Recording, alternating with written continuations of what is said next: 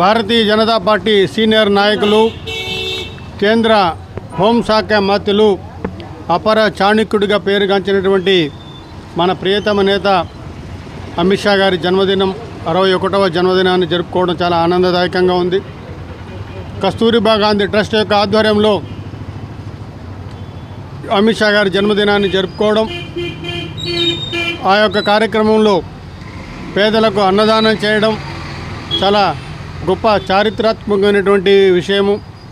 అమిత్ షా గారు రాష్ట్రీయ స్వయం సేవక్ సంఘ్లో అంచెలంచెలుగా ఎదుగుతూ గుజరాత్లో మంత్రిగా పనిచేసి అతి చిన్న వయసులోనే ఒక కోఆపరేటివ్ బ్యాంకుకు చైర్మన్గా చేశారు.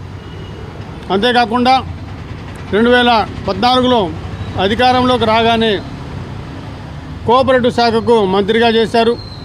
2019లో అధికారంలోకి వచ్చిన తర్వాత కేంద్ర హోంశాఖ మంత్రిగా చారిత్రాత్మకమైనటువంటి నిర్ణయాలు